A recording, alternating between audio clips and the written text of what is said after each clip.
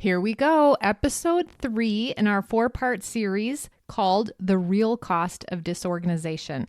I'm Tracy Hoth, your host of the Organized Coach podcast, and let's do a quick recap. In episode 1, we talked about how the stories we believe, things like, I should be able to do this, or I've failed so many times, nothing works, how these stories keep us from moving forward. Then in episode 2, we looked at what happens when you feel mentally exhausted. Even when you want to get organized, so bad because you know the benefits, you know how it'll help you. But overwhelm, decision fatigue, distractions, they can make even the smallest step feel impossible.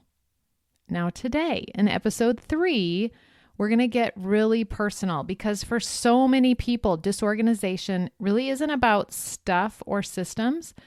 It's more about the emotions that we've tied to them. Like if you think about your messy closet, it might actually be grief. If you think about a pile of papers, it might be perfectionism. If you think about the cluttered drawer, it might be shame or fear of judgment.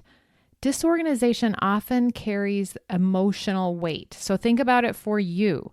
And when you don't name the emotional weight, it gets heavier and heavier, and we layer on more judgment and we don't move forward. But when you understand what's really going on beneath the surface, and we're going to talk about that today, you can start letting go, not just really of the things, but of the pressure, the guilt, the fear, the shame, all that judgment that's been holding you back. So today we're going to talk about the emotional roots of disorganization, how clutter connects to identity, grief, shame, control, and what it looks like. I'm going to give you 3 questions, 3 steps to start untangling the emotions.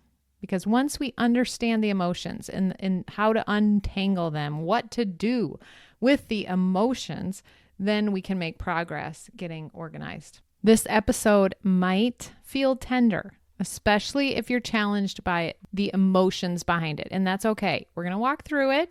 And I just want you to know if this is where you're at, like you know that your emotions are keeping you from getting organized and taking action and letting go of things and moving forward, then set up a call with me at simplysquaredaway.com/appointments. And we can talk through where you're at, where you want to go, and then what's keeping you from getting there. What are your obstacles that keep you from getting there?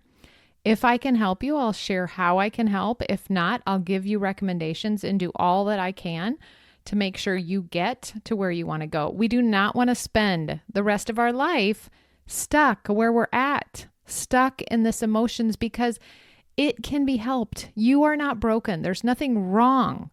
It's just these emotions that are needing to be untangled for you to move forward. Okay, I'm so excited to share this with you today. Are you ready to work less, feel more organized and productive, streamline repetitive tasks, and implement systems that allow your coaching business to run smoothly even without you? If so, you're in the right place. Welcome to the Organized Coach podcast, your go-to source for practical tips and solutions. I'm your host, Tracy Hoth, professional organizer, certified life coach, simplifying expert, and most of all, down-to-earth fellow coach just like you. No matter if you think you're missing the organizing gene, have ADHD, or just love anything organizing, I'm here to help you become an organized coach with a business that works for you. Pull up a seat and let's get started. Here we go. What emotions are hiding behind clutter? So if you think about disorganization, it's rarely about laziness or lack of time, even though people will say, I'm just lazy, I'm not doing it. Or they'll say, I don't have time. Or it'll be a skill, like I don't know how to do this. I don't know where to start. Often, it's a protective strategy. It's something your brain uses to shield you from a deeper emotion. So we have all these thoughts like, I don't have time, I don't know how to get organized. And that is just your brain protecting you. So listen to remember I said that I reached out and asked my email list what was keeping them from getting organized. And here's what some of them said. Lois said, I think I'm just lazy, which is condemning. Barbara said, I keep things from past seasons. I know they don't serve me, but I feel guilty letting them go. Lori says, I've purged so much, but now I just feel like, who cares? And then Jill said, I've been dealing with depression, grief, and possible divorce. It's hard to move beyond. Notice, those aren't clutter problems. We don't just have clutter. And remember, in my mind, clutter means delayed decisions. We have human problems showing up in the clutter form. It's just the stuff that we haven't made decisions on because of all these emotions. So let's name a few of the most common emotional roots. I'm going to call them emotional roots. Grief and sentimental attachment, for sure. Those are huge. And I went to a hoarding seminar. This was quite a while back, but I went to this seminar. And one of the things that I remember from that the most is that the guy said what he sees. He was a hoarding specialist. He goes into people's homes and will conquer the problem of the stuff and walk them through that. And I remember, even in the show Hoarders, they talk about how you need to have mental health counseling and therapy. And then you also need an organizer to help go through the stuff. And then I feel like too, a coach that will help you untangle these things and how your brain's working and how you're looking at the problem. Like the combination would be amazing. But he said many times with hoarding, it's caused from traumatic events. Now there are many, many things that cause this, if anywhere from genetic and biological factors, psychological factors, and then environmental type factors. And then even other cognitive things. But one of the things he said was you can go into a hoarder's house and you can see where the most clutter is piled up. That's usually where the traumatic event started. So maybe something happened in a bedroom. One time he said something happened in a garage, like there was a suicide or something. And in the garage had the most stuff. You could see that's where it started. So traumatic events have an impact on what's going on. So that would tie into grief, or you think of just about the period of grief or sentimental attachment. So you might be holding on to things like a wardrobe that no longer fits your lifestyle. I think about podcast episode 113 with Kirsten Shepard and how she talked about she was holding on to this wardrobe that she wore. That was her identity. That sentimental attachment to that has kept her holding on to it. Maybe items that belong to a loved one who passed. You might be holding on to those things because it reminds you of that loved one. And so often what I see with people is that they are not just holding on to things that bring them happy memories of the loved one. They're keeping things that really are not good memories, that don't trigger happiness. They're keeping those things because that person has passed and they think that's what they're supposed to do. Or like paper or trinkets from your children's younger years. In the moment when you first have kids, no one teaches you, okay, here's the plan of where to store things and here's what you should keep and what you shouldn't keep. You just are trying to get by. And so you start keeping lots of stuff. I've seen so many adults that have inherited their belongings that their parents kept for them. And it is so challenging and so frustrating. But at the same time, it's sentimental stuff. They think they should keep it because their parents kept it or because it's special and they think they should keep stuff for their kids. So it's a lot of emotions. Letting go can feel like letting go of a person or a season you loved. And how are you supposed to let go of that? Your brain thinks, if I let this go, I'm letting them go. I'm letting me go. But what if releasing the item is actually honoring what they meant to you and making room for what matters now? And that's such a shift in the way you think about it. But in the moment, your brain is like, if I let this go, I'm letting them go. So you have that guilt. You don't want to let it go. So you don't let it go. So you keep things. What if that's not true? And I love exploring that with my clients. What else could be true?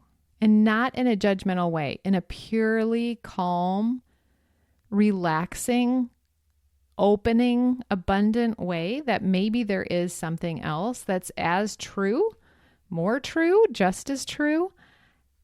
and it might be more beneficial for you. But holding the space for that grief and that sentimental attachment. One of the things, we have expert guests come in Organized Life Academy every month, and Sade Curry came, and her talk was so life-changing. She talked about her own divorce and what she went through as she had to go through items and move an entire house and go through tons of stuff. And one of the exercises she had or shared is that she went into the space where the things that she was trying to get rid of or needing to go through, I guess she didn't know if she needed to get rid of them yet, but she just went into the room and sat and felt the emotion. Set her timer for 5 minutes. And then she left. She didn't do anything. Then the next day, she went back into the room where the stuff was, or in the space where the stuff was, and did another sitting and feeling the emotion that came up. A lot of that. Imagine the grief of going through the divorce and of your life changing and the expectations that you thought your life was going to be, and now it's not. Imagine the sentimental attachment to things. If you lost a loved one and you have their belongings, and now what do you need to do with them? Or you lost a child and you have their things. What do you do? There's so much sentiment, so much grieving, so much of that. And then what do you do? And that was the answer. She would go into the space and she would sit and allow the emotion to come up. And she said, do that as long as you need to. But you're feeling the emotion, you're letting the emotion process through, and you're still going to go through the things.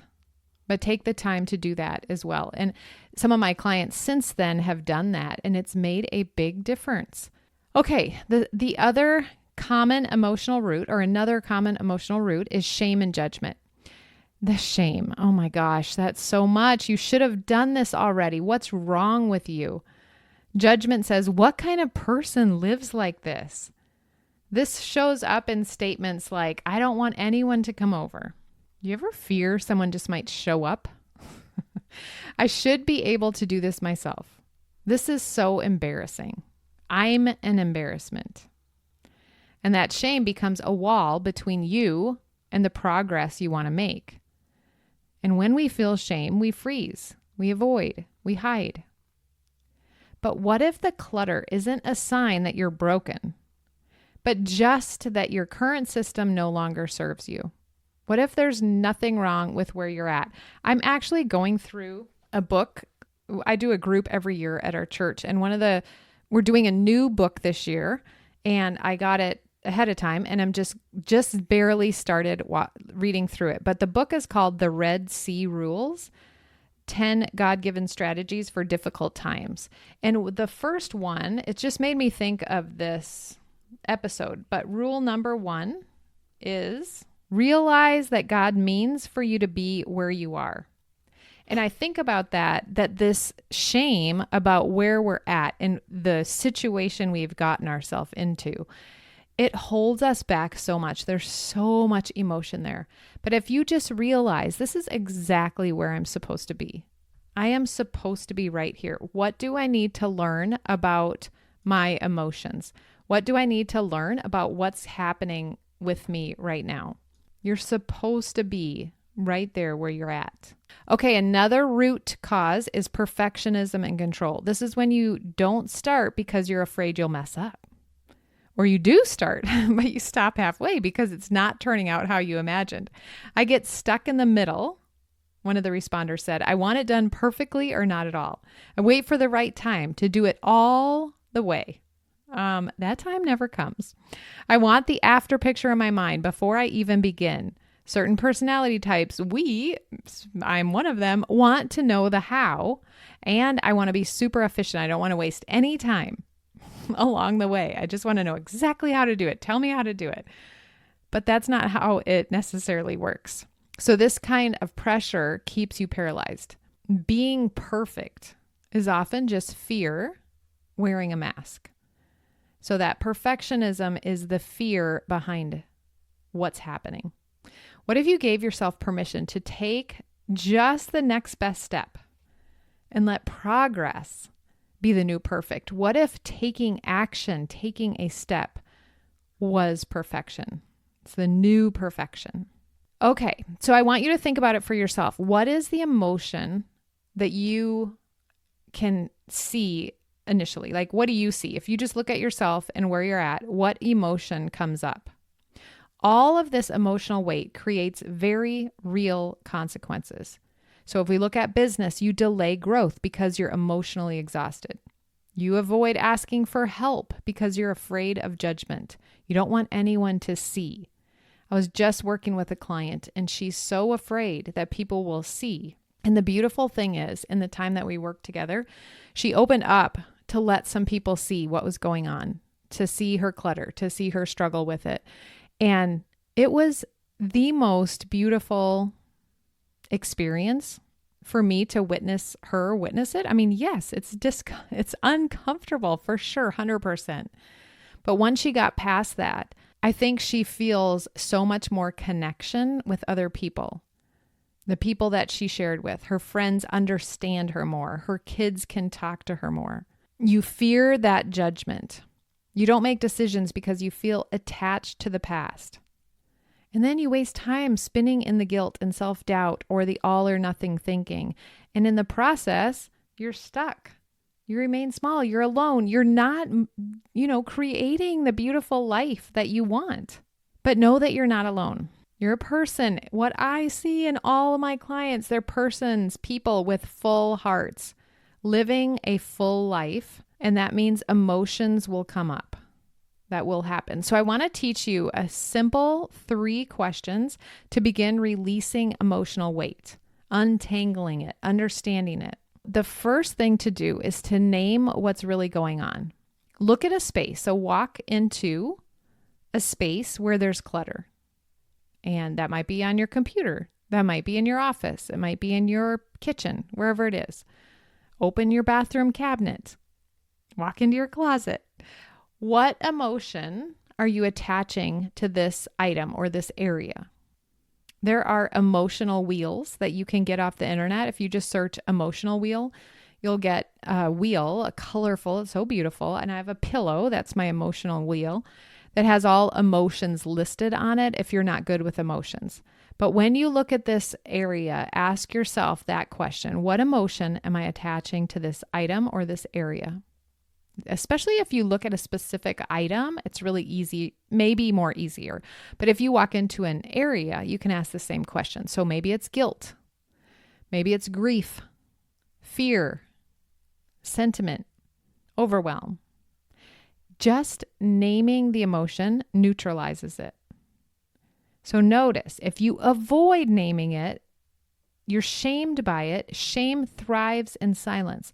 So when you say, this drawer makes me feel sad, you're actually creating a path to healing by just naming the emotion. This item makes me feel angry. This room makes me feel ashamed and embarrassed. So name your emotion. Then, step 2, shift from judgment to curiosity. So instead of asking a question like, why haven't I done this? Why is it so hard for me? Don't do that, because your brain is going to go to look for all the negative answers. They're going to be answers, but they're all going to be negative, 100%. So instead, ask yourself, what's this space trying to tell me? What's this item trying to tell me? What story is this clutter holding? What part of me is it protecting? Remember I said in the beginning, clutter often protects us. What part of it is protecting? What season of life is this tied to? Okay, I'll put these questions in the show notes just so you have these so you can remember what to ask. So you're going to get really curious. You're going to name the emotion and then you're going to get really curious and just ask some questions. So what is this space trying to tell me? What story is this clutter holding? What part of me is it protecting? What season of life is this tied to? And then number 3, you're going to choose a compassionate action.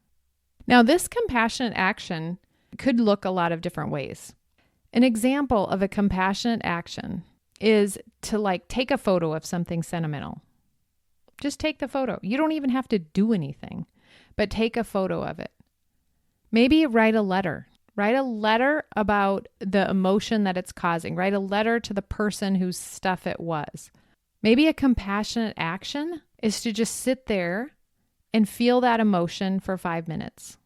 Maybe a compassionate action is to be kind to yourself. Maybe a compassionate action is to get help, to ask for help.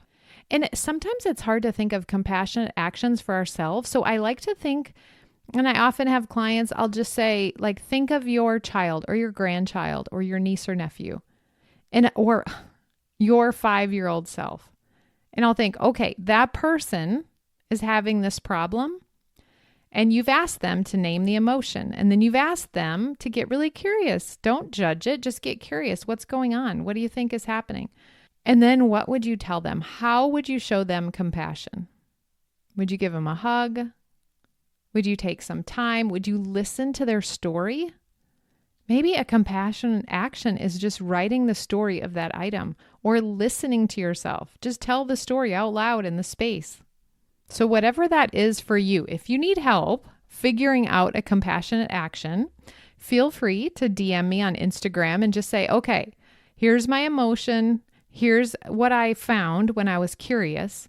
I can't think of a compassionate action, and I'll help you try to think of a compassionate action that you can do. So it might be keeping one special item and like displaying it in a beautiful spot, like clearing off a space on your bookshelves and putting one space holds only this one item. And you can look at it and it brings so much joy to you. Or framing a photo or hanging up a piece of art that you have stuffed in the back of the closet. So whatever it is, let's review. You're going to name what's going on. You're going to say, what emotion am I attaching to this item or to this area? And then you're going to get curious. You're going to ask yourself some questions like, what's happening here? What's this space telling me? What's the story of the clutter I'm holding? What part of me is it protecting? What season of life is it tied to? And then you're going to choose one compassionate action to take for yourself. So if this felt personal, maybe you felt tears come up, or maybe you're tomorrow morning going to walk into a space and you're going to sit there for 5 minutes and think through this, and you're going to get a knot in your stomach. Please know that's not a bad thing. It means you are ready to see what's really been going on. And that's the first step to freedom. It truly is. Accepting where you're at and being ready to look in a mirror, to look at yourself compassionately and open up to the emotions that you're feeling that are tied to these things. So if you want someone to walk with you, to hold the space while you untangle that physically and emotionally, I'm here for you. So remember, just book a call, simplysquaredaway.com/appointments, and we can talk about it. Not about necessarily the folders or the bins, but about what your space is trying to tell you and how we can bring clarity and peace and support into your life, into your home, into your business, so that you can get to where you want to go. You can become the person who has success, who has freedom, who has a decluttered and organized space. Okay, love you. Next week is episode 4 of this series. We're going to talk about what freedom feels like on the other side of disorganization. I'm going to share some stories, some wins, some breakthroughs from clients and listeners like you, and you'll see what's possible. And I'm hoping you'll leave that with a clear vision of what your next step is. So until then, be gentle with yourself. You're not behind. You're just beginning. Talk to you next week. Wait, if you're finding this podcast useful, you must check out the Organized Coach Academy. It's my course where I walk you through every step to get your business organized, to get yourself organized, to save money and time, to prepare to hire someone, to do all the things that you want to do in your business with ease. Check that out at simplysquaredaway.com/OCA. Also, I'm sure you've heard this a million times, but I would love it. It's my way of knowing that you're enjoying the podcast if you leave a written review. I have lots of freebies for you. They're linked in the show notes. You can find them in my bio on Instagram at Tracy Hoth. And until next week, have a beautiful day.